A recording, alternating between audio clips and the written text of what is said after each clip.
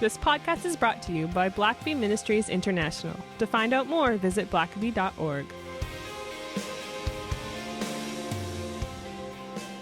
Welcome, everyone, to the Richard Blackaby Leadership Podcast. My name is Sam. I'm your host, and I'm joined, as always, by Richard Blackaby. Richard, always good to be with you, Sam. And we have a third member here in studio, and we're very excited to talk. The triumvirate. Richard, you're using those big dictionary words again, and I'm going to have to ask you to use smaller, shorter words. In light of our guest today. Yes. Well, I didn't say that, so I'll let you work that out with him. But we've got a very special guest, a dear friend of ours on the show today, talking about a new book that has just come out. And with that, I'm going to turn it over to Richard and let you introduce our special guest. I would be delighted to do that. We do have a special guest today, and I'm excited about this for at least two reasons. One is for who it is. It's Rick Fisher, who is actually the vice president who administers Blackaby Ministries International. So you can imagine what kind of miracles he has to perform to keep all of our millennial staff in line and just so just before we go any further, like I don't think the millennials are the only ones that need keeping in line. All right, well, that's a different podcast, Sam. So we in fact, if anyone ever does go to our website or is interested in having me or anyone else come and speak or do things, Rick usually is the one that kind of oversees that and manages my schedule, and people just want to interface somehow with Blackaby Ministries. Rick is overseeing that, and so appreciate him and all that he does. So we're glad to have him here for that. But also, he has written a book on legacy, and that is a hot topic, I know, for a lot of people. And so, Rick, welcome to our podcast today. Yeah, thanks. Good to be here. Now, I will have to say that I don't speak fluent North Carolina and Hill Country, but I am somewhat conversant. So if I need to translate anything that Rick says, he's from the mountains of North Carolina. And so, Rick, tell us, first of all, just kind of your involvement with Blackaby Ministries and what you've seen God do through that. Yeah, well, Richard, certainly if I can learn to interpret Canadian, you can deal with this mountain accent. We still speak English in Canada. That's true, the King's English. Well, it's great to be here. I'm excited about the book, excited about what's going on just in Blackaby Ministries in general, just how God has used these last months to give us a new opportunity to have a increased virtual presence in ministry and all the new opportunities that are in front of us. So excited about that. I am from the mountains of North Carolina. I grew up in a home. My grandfather was a pastor, and 5 of his grandsons became pastors. And so I actually was living in the middle of a spiritual legacy without realizing and having a real sense of what was going on. But especially when I became a grandparent about 15 years ago, God began to get my attention about the next generations. And so this book, which is called From Generation to Generation, Focus on Building a Godly Legacy, kind of came out of what God began to teach me as I began to get more serious about what it means to invest in the next generations. Now, you make a distinction between leaving an inheritance and leaving a legacy. How do you define the difference? Well, when you think about inheritance, you think about what you're going to get physically, usually from the estate or the life of the person who in your family who's gone before you, your ancestors. But a legacy is not just what we leave physically, but what we invest in the next generation. That's our legacy. Our legacy is who we are to them, what we have taught them, what we have lived out in front of them, and the impact that it has on their life actually becomes our legacy. Yeah, a lot of times in the will, you have no idea what you're getting until it's announced and the person is deceased. But a legacy, they've been given that to you all along. You already know what that is. Well, Rick, there's, as you and I know, and we travel a lot together speaking around the world, and one of the number one things that Christians will come and share with us is just the heartache of having kids that they took to church every Sunday, had them in youth group, had them in youth choir, sent them on mission trips, sent them to youth camp in the summer. I mean, put them into every Christian activity that you could for their kids right up through high school. And then they go off to college, and oftentimes within a semester or two, they've already announced that they've given up some of that belief in the Bible, or they're not going to church anymore. And these parents are just devastated because, I mean, as best they knew, they had surrounded their kids with Christian influence, and they're appalled at how quickly the world can influence their kids away.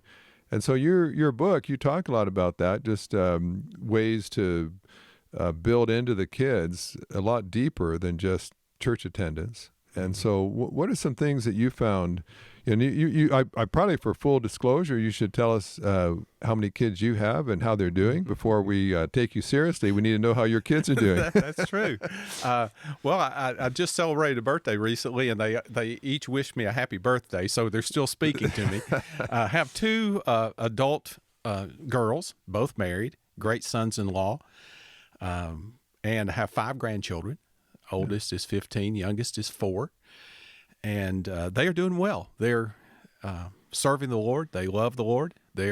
I'm watching my daughters and my sons-in-law now invest into their children spiritual truths and living it out in front of them. I remember thinking about that whole idea of young people walking away from the church or faith in the college years.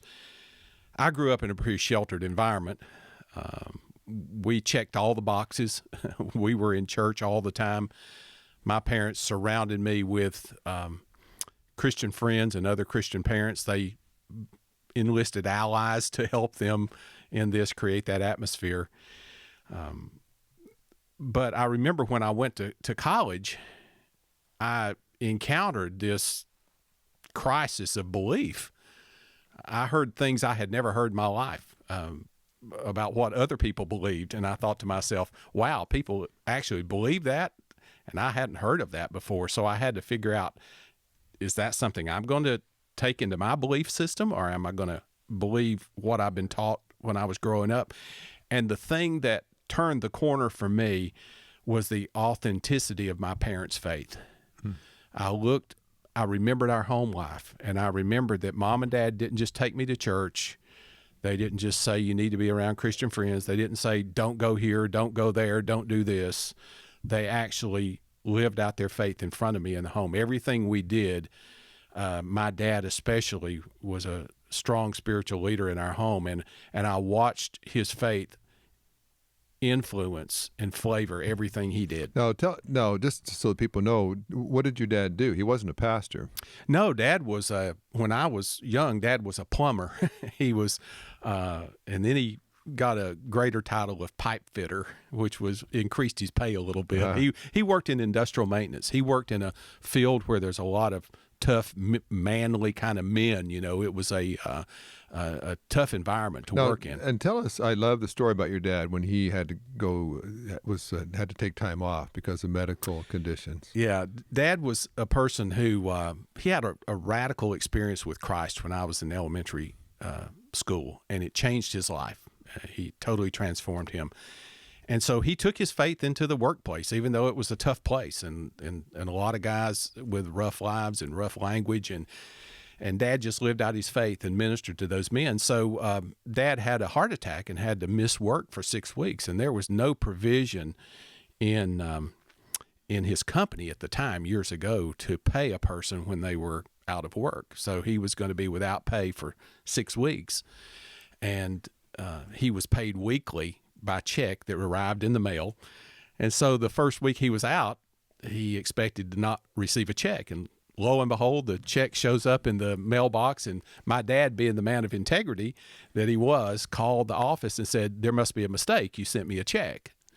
And they said, "Oh, no, Mr. Fisher, that's not a mistake. All the men that are under your supervision have asked us to garnish their wages every week so that you will receive your full paycheck while you're out of work." Wow. So it just speaks to what the atmosphere I grew up in. I didn't have to look past my dad to know what it looked like to be a man who followed God. Yeah, that's a wonderful story. And so I know now for you, like for me, you've got adult children that you're encouraging and walking with, and it's certainly a different relationship once your kids leave home. You can't just tell them what to do.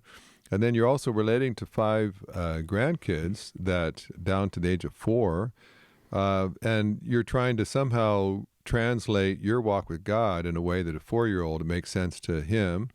But then you've got teenage grandkids too, and they're now, the world is opening up before them. You've got a grandson who's your oldest. It's quite an athlete, and the whole world of sports and popularity in high school is before him. And so as a grandfather, as you got this a grandson that is quite a gifted athlete, and all the popularity of the world before him. How do you translate that to a kid in high school and a 4-year-old, so that they grow up to love the same Jesus that you love? Yeah, and that 15-year-old's quite good looking. He takes after his grandmother. Thankfully. No, it is. And one of the things that we say in the book is pray for God to make you sensitive to opportunities, that He will create in you kind of a receptor to understand. You'll kind of always, your antenna will always be up to recognize when it's an opportunity to kind of turn the conversation or to speak something from your life into their life, because you can't just lecture 15-year-olds. You can't just say, let's sit down for 30 minutes here and let me pour into you. But it's nice when you look at their Instagram site and their tag on their Instagram site is "To God be the glory." Yeah. So in high school, you recognize that some of that's, and we've intentionally done that. And we describe in the book how we've done that with investing scripture at certain times, and our prayer life and prayer journals that my wife has done, and then just those teachable moments that we've used. And the 4-year-old, it's a whole different story. He's a very gregarious young man and kind of off the wall. And so we have some very simple things we teach all of our grandchildren as they're young, and then get into elementary school. My wife's written a Bible study for them that they go through. We teach them various songs. We teach them specific scriptures that they are learning. My middle grandson, when he was a couple of years ago, he went through a lot of spiking fever, where his fever would get really high, and he would just hallucinate and just scream. And one night my daughter called us and said, and her husband was out of town, and said, we could hear our grandson screaming in the background, and she was just needing help. And so my wife just got in the car and went over there, and I was going, so in case they needed to take him to the emergency room. And so my wife just grabbed him and held him, and she began to sing into his ear a couple of the songs that she had taught him starting when he was 2 and 3 years old. And about halfway through the first song, she heard a little voice start singing with her. And she said after about the first song and a half, he just grew still and quiet, and he was better. So we taught something at age 2 or 3 that age 8, God used to minister into his life, just that spiritual deposit that had been made. You never know how it's going to bear fruit. Yeah. Well, one last thing before our break, and you're one like myself that just married way above our grade. And for Deb, your wife, something I learned from her was prayer journals for the grandkids, and maybe describe that, because it's something I thought was a great idea, and I just took from her and do it myself now. Praying specifically for your children based on not just what's going on in their life at the moment, but what God is showing you is in your life about them, and then making a record of that, writing it down. What are you praying for them? And then come back later when God answers that and keep a record of his answers. And so she's doing that for each grandchild. And when that grandchild is probably headed into college or somewhere in that neighborhood of years, we'll give it to them and say, here's a record of God's activity in your life as we have seen it and as we have prayed for you. as we have watched him work. Yeah, and so each grandchild has their own prayer journal, and as you pray for them, you write down what you're praying, and you write down what you're seeing God do. And I was so impressed by that. I started a journal for my 6 grandkids, and when they're real young, you're praying a lot of stuff that you're hoping to see in their life. But as they start to talk and navigate themselves, you start to see things. And I remember I've got twin grandsons I've talked about, and my older one, Emerson, he's pretty laid back and easygoing in some ways. And his younger twin brother, younger by 2 minutes, Logan, he can sometimes get a little high-strung about certain things. And one day, their mother brought out their pajamas, and Emerson, their matching pajamas, he threw his on. But Logan, for some reason, they didn't have the matching set for Logan, so they're mismatched pajamas. Well, Logan was quite put out about that.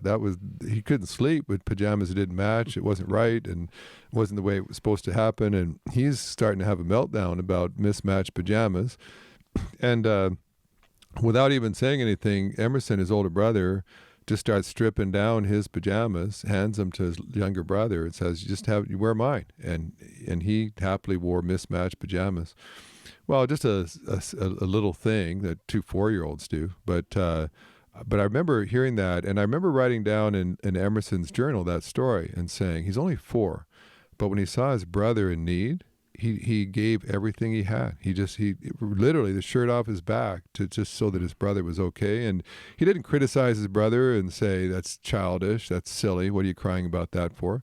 He saw his brother was hurting, and he did what he could. And so I wrote that down, and then I just prayed a prayer, and I just said, "God, you've already given Emerson a tender heart, sacrificial heart that is willing to pay a price to help others. And I pray he never loses that. I pray when he's an adult and he sees people in need at work or wherever, his church, that he'll still have that same heart. And people will know if you have a need, just go to him."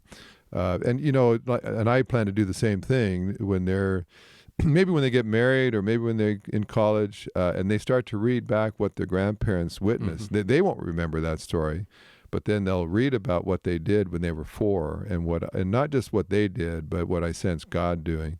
And I think hopefully that will really encourage them to say, "Wow, when I was just a preschooler, people were already seeing God's hand at work in my life." So great stuff. Let's just take a break, and when we get back, we'll dig into some more of this. Twice a year, Blackaby Ministries hosts a spiritual leadership coaching workshop in the Atlanta area. The focus of this workshop is learning how to ask the right questions to help move people onto God's agenda. The next workshop is October 26th to 28th, and registration is open now. The early bird rate is available until September 26th, and space is limited. To find out more and to register, visit blackabycoaching.org. Links will be in the show notes. Well, it's been great with Rick Fisher talking about just how to leave a legacy. And Rick, I know some people listening today are going to be thinking to themselves, I needed to hear this 10 years ago. I'm already well into raising my kids, or related to my grandkids, and I haven't done this. And now I'm worried I've lost ground. Or how do you go back later to your kids or grandkids and sort of say, hey, I should have treated you differently? What do you do at this point? I mean, you can't go back. But what do you start doing today that perhaps leaves a better legacy than what you were going to leave them if you hadn't made some changes? Well, I think we can get caught up in kind of bemoaning the past or feeling negative about ourselves for not having done it. But I found it's never too late to trust God, to do what God says he will do, and to drive a stake in the ground and say, as for me, as for my family, we're going to press in a different direction. We're going to face in a different direction. It begins with you. You have to begin with yourself. And of course, I'm a man. I'm the father, the grandfather in the family. And I believe that the family takes its cue from me in many ways. And so I need to set that marker. I need to set that standard. And so I think just forgetting what is behind and not living in regret and saying, God, what would you have for today forward? What would you begin to do in me to change me? Yeah. Well, I think too, it never hurts to audit what your kids or grandkids are hearing come out of your mouth, because you and I both know that there are men, especially, that if you asked their kids, what does your dad talk about? They'd say football or baseball or hunting, or boy, you start talking about the economy, or you start talking about politics, and boy, Dad he'll pontificate for hours about that. But if you ask them, well, what have you heard your dad talk about the things of God, about what he's praying for, what God's been doing in the family, and you get this sort of blank look on his kid's face. Well, Dad never talks about that. And so I'd say, you know what, it doesn't mean you don't ever talk about the other, but this is a time, whatever you talk about reveals what is the most important in your heart. Right. If you never talk to your kids about God, that's going to communicate to them. And so don't be surprised if your kids grow up and all they think about is making money and how to invest to make more money. Guess where they probably got that from? Listening to their dad or their mom talk all the time. And they figured that's what Dad always talked about, money. So I guess that's what matters. And so, it can be quite troubling at first when you take an audit and you realize my kids or grandkids never hear me talk about God. But like you said, but you can start today. And it doesn't mean you have to start preaching to them, but just make sure God makes it into the conversation so that they know that he is important to you. And you may not feel comfortable talking about it at first, but you will start to if you just keep on talking about God and answering questions and asking them questions. You're also writing another book that's not necessarily to be published popularly, but sounds like a really interesting book that you're putting together. What is that? Well, it's really the history of our family in through events that have occurred in my life and our family's life, from vacation to other circumstances, things in my life I've seen God do as I've traveled around the world, things in ministry, lessons I've learned. I call it the arm of God, which is a real important picture for me, is the strength of God, the presence of God, the activity of God. And I want to show my children and grandchildren how God has actively worked in our family through the years. And so I tell a lot of things that the public would not be interested in, but our family would, and try to point them and even use some scripture, the lessons God taught me from that, say it in such a way that they can glean from it. And some of them have contributed story ideas. Say, Papa, tell this story. Make sure that makes it in the book. And so my oldest grandsons are already asking me when it's going to be ready, but the problem is I can't finish writing. So I'm going to have to finish it at a certain point and then just do addendums as God gives us years. But it's really so they can just sit down even long after I'm gone and say, here's the God that Papa served, and here's the God we serve. Yeah. And I know there's things like, I know your wife at one point had cancer, and there's some ways in which God spared her life and has watched over you. God has looked out for you and me when airplane pilots in Brazil couldn't land and had to take several runs, and that story made it in the book. Driving through Lagos, Nigeria, with armed security guards, and there's several times where we weren't quite sure we'd be making it back alive, but and there are moments where our grandkids need you build your own Christian legacy. Rick, one story you tell that I really I think is so powerful too, and that's I remember you telling the story about being up in the balcony and watching a family worshiping God, dad, mom, and their two kids. Yeah. Tell us that story, because I think that's a great image, I think, of us to be remembering. Yeah, it's just the power of our influence of our actions. I was in worship one Sunday at my church, and I was on the front row of the balcony, and as we were singing a wonderful praise song or hymn, I was just looking at the congregation as people were praising the Lord, and right below me there was a family occupying one pew, just the one family, and the mom and the two daughters were kind of on one end, and the dad and his son were on the other end. And I saw the mom, and she was just singing and praising the Lord, and the two daughters beside her, they were singing and praising the Lord. And on the other end of the pew, there was this dad who was standing there very casually with his arms folded, chewing gum, while the singing was going on in the wonderful praise song. And I saw his little son standing beside him, and I literally caught it at this moment. God just gave me this window. I saw the son. He looked at his mom and his sister singing. And then he turned and looked at his dad with his arms folded and a solemn expression on his face. And the little boy looked back to his mom and his sisters, looked back at his dad, and then he folded his arms and with a solemn expression didn't sing at all. Yeah. And it would just broke my heart to just watch that happen because of this dad. I'm sure didn't want his son to grow up. He had his son in church that day, and he would not want that son to grow up. If you ask him, say, would you want your son to grow up and not want to worship God or walk away from God? And the dad would say, no.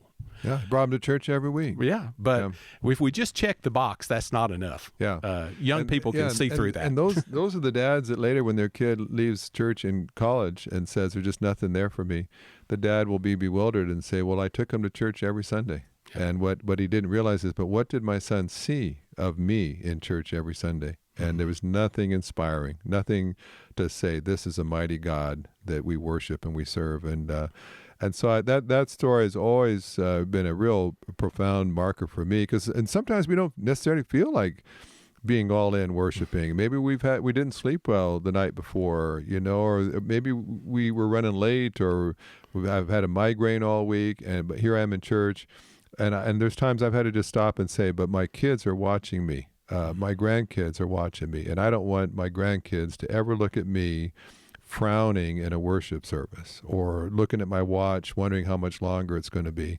because all those images that they get is shaping their heart and their view of God. And one other thing too, and I know you and Deb are big prayers, but the way you pray, the way you talk to God will have a huge impact. Not just the fact you pray privately for them, but when they hear you talk to God, how does that impact kids and grandkids? Like you're watching and listening to you pray. I think early in my life, I was guilty of cliche praying. I would just, whether it was the blessing over food or whatever it was, I repeated phrases I had heard, whether they were right or wrong theologically. I did, but then God got my attention, and I began to pray differently personally, in my own personal devotion time. And as I prayed publicly, I had a professor in college who simply walked into the classroom and opened every class of our New Testament class with prayer. And I was very uncomfortable at first because it felt like you were just listening to his personal conversation with God. He was not praying cliches. He was talking to a God he was very familiar with and had a relationship with, and it impacted my life. And I began a journey of praying differently from that time forward. And so now when I pray publicly before my family, I'm praying for what's going on at that moment. I'm praying for them by name. I'm praying for something that I want to see God do in their life, whether it's the time we're praying before we eat a meal or whenever it is, we're going to do that. And just a final word, I remember we had just celebrated the baptism of my middle grandson, and we were all together. And at that time, my 14-year-old grandson, he was our oldest, but at 14 at the time, I asked him, and God just impressed me to give him an opportunity to express himself in front of the family. And so I said, would you just pray today as we gather and before we eat? And so I called on him and said, Thomas, would you pray? And he said, well, before I pray, I just want to say something to my cousin. I want to say to you, Jace, you made the most important decision of your life, buddy. And if you ever need me, I'm there for you. And then he led our family in prayer. Of course, there was not many dry eyes in the adults in the house, but God sometimes will give you a glimpse if you watch and listen. He'll give you a glimpse of just the fruit of doing things that are intentional and on purpose in investing in your family. You make a lot of mistakes, and trust me, that book is full of mistakes that we've made along the way and lessons we've learned. But God honors intentionality. I believe. And I think sometimes we in our zeal, you might hear a podcast like this and then want to sit all your kids down and talk to them about God, and it's like you've got to let the Spirit of God guide you to know the right moments, and you might go several days in the week and not have that opportunity, and that's fine. That's just it wasn't set up. They weren't in a place for it.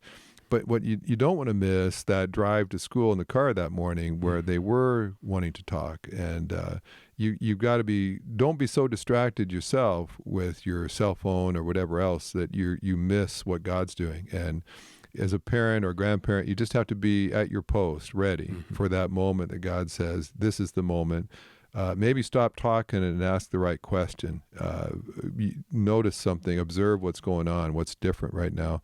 And you don't want to miss those moments when they come along. And so this is some great stuff, and I just would encourage you. We'll have all the the ways to get this book in the show notes here. You can go to our website, in our store. We always have it. And but I want to just encourage you that you may be someone that reads books on politics, on investments, on all kinds of different things. But leaving a legacy, a spiritual legacy for your family, I can't imagine anything more important. And so take time to maybe you haven't read much on that topic before, but it's not a long read. Rick doesn't use a lot of big words, so it's easy to follow. But powerful truths, and I can't imagine anything more worthy of your investment than investing in the spiritual legacy of your family. It's true. So thanks, Rick, for being with us. And thank you. Encourage folks. And if you ever need something from Rick, you can always leave questions on the Blackaby website. And he ministers with us, and very, very much an important part of all that we do. And so wanted also just for everyone to get to know him and to know his heart. And he speaks as well. He's been a pastor for many, many years. And so he often speaks with me on the road and doing revivals and other meetings. So you might just want him to come, he and his wife, and do even a conference. They do various things together on this topic as well. And so just excited to have him on this show, and pray that those of you listening will let the Spirit of God speak to them, speak to you about what you might need to do to upgrade the legacy that you're leaving your family for years to come. Thanks for listening to the podcast. If this is something you enjoyed, it really makes a difference if you leave a review and a 5-star rating on Apple Podcasts or wherever you listen. Don't forget to subscribe and share with your friends. We always love hearing from our listeners, so email us at podcast@blackaby.org.